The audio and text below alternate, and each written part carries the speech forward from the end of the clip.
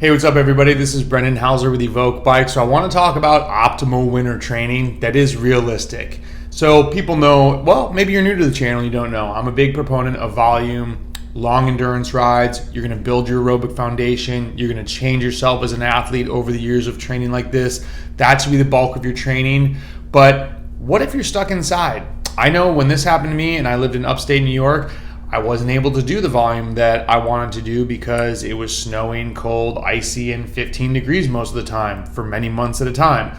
So what was I doing? I was doing 3 1-hour to 90-minute workouts during the week, and then I was praying, crossing my fingers, watching the weather report that there would be dry, non-icy roads to ride on outside. Otherwise, that meant I would be riding the trainer for 3 hours.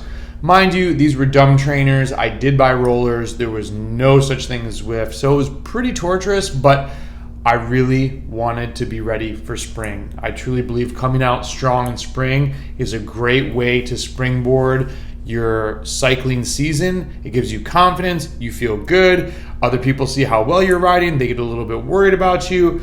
But what's realistic if you live in a snowy, cold place? Because winter is here. So I think this is a good time to talk about this. So what would be ideal? In my mind, for base training, what I do with most of my athletes, one hard session, whether it be VO2 max, lactate clearance, a anaerobic session for somebody that needs that, and then maybe one moderate session if the athlete's up to that. Some people like doing intervals. Other people love riding endurance, and so I might give the endurance loving people one hard ride, and then we're in the gym and riding endurance most days.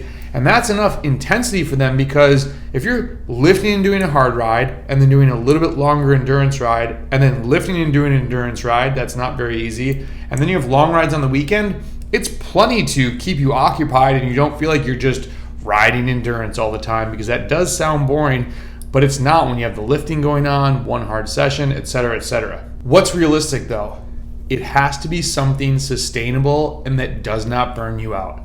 In upstate New York, the biggest warning that the elders would tell us is ride the trainer and get ready, but make sure that you don't do it so much that you get through November, you get through December, you kind of start hating it in January, and then you just don't ride in February at all. Because then we had training races in March and real racing started in April. So if you skip or get sick of riding before spring comes, that's really bad. So you need to know yourself a little bit. And if you're new to cycling, you're thinking, I don't really, how do I gauge this?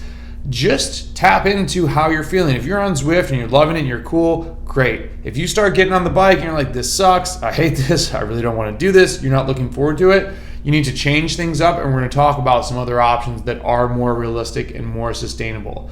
So this big endurance, bulk, volume phase isn't feasible for a lot of people, and we need to be pliable and work with what we have, because if it's cold and snowy out, it's not only not safe to ride in the road, and you might not have a fat bike with trails to ride on, we got to figure out something to do. Now, what I'm going to talk about is it ideal and perfect? Everyone is very hyper-focused on studies, and we know, hey, well, if I'm going over tempo a little bit, then I'm activating my glycolytic system, and maybe I shouldn't be doing that because this is aerobic base time. So is this ideal and perfect? No. But what is more imperfect is gritting your teeth and only riding zone 2 on the trainer because I'm going to stay just aerobic, and then, like I'm saying, getting to February, hating the trainer, not riding, and then you kind of try to roll into the spring with less miles than you would if you spiced up the rides a little bit. And let's talk about that. There are a couple things that you could do. I would say look to break up your workout. Have you ever considered doing 2-a-days? Maybe riding 3 hours on the trainer to you sounds horrible, but an hour and a half twice sounds manageable. Or the same thing, maybe 2 hours sounds horrible to you during the week. Maybe do an hour in the morning and an hour at night. Is that optimal to split it up? No, but it is less optimal to not ride. You could do a Zwift race on the weekend for an hour and then some undulating aerobic work for the second hour. Also, if you're trying to improve the cardiac side of things, what about going to the gym, go for a hike or a ski, and then a short bike ride? We're now doing 3 sports. No, this is not a triathlon, but you're getting a lot of fitness that will be applicable to your riding done in a way that works with winter.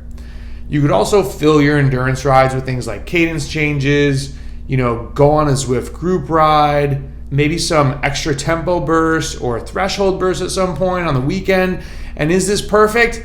No, but no training is perfect. So let's not hyper focus on all the things we're doing wrong, but let's focus on the things that we're doing right. We're riding, we're training. It might not be all just aerobic, but if it's gonna help you get through winter, then I personally think it's a great idea.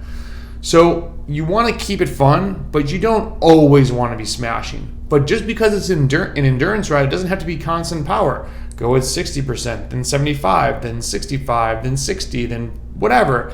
And maybe on the 70s, you lower your cadence a little bit and do it every 2 minutes so it's constantly changing. And you know, if you have to use erg mode, I'm not a fan of erg mode, but if you have to use erg mode so you can mindlessly do other things and just feel the trainer changing resistance for you, then do it. But just keep pedaling, keep lifting, keep training. It's really important. A bulk of training should be done during the winter. I really want people to take away from this that you should be excited for spring without being overtrained and without mentally being burnt out. You can totally do this, and you should be chomping at the bit for when March gets here and you can't wait to have your race bike outside. There's no more snow, no more salt on the roads, and you just want to start crushing. And you're probably going through your build phase then. You're super amped about it. You're going harder than you have before. And I think, the science, we know we don't want all zone 2. But when I look back and when we were training as all aerobic and all endurance, I was riding a fixed gear on the weekends because this is what, and sorry to the elders of my community that might see this video, they were saying, hey, we're not sprinting, we're all riding fixed gears. And I was like, cool, whatever, I'm just doing what these guys are telling me to do. There's absolutely no way that we were totally aerobic because there are hills in Rochester, New York.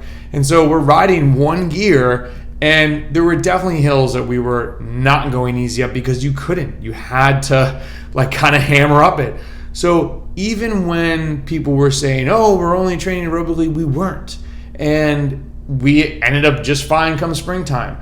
So in my mind, actually, when I think back to it, I'm like, oh, we actually did have one really hard session during the week. That was on the long ride, but that was way harder than I was doing during the week because during the week, tempo bursts were the hardest thing that people did.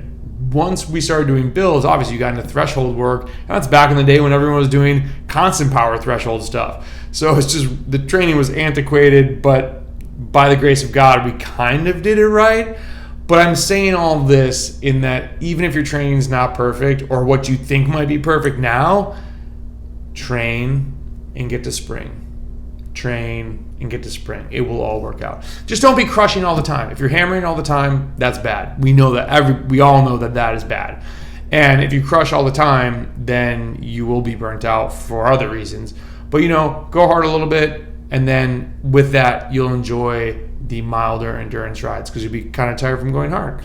So I'm excited to see what you do in springtime. Please tell a friend about the channel. Please subscribe to the channel. We're trying to hit 4,000 subs. And we'll talk to you soon. See ya.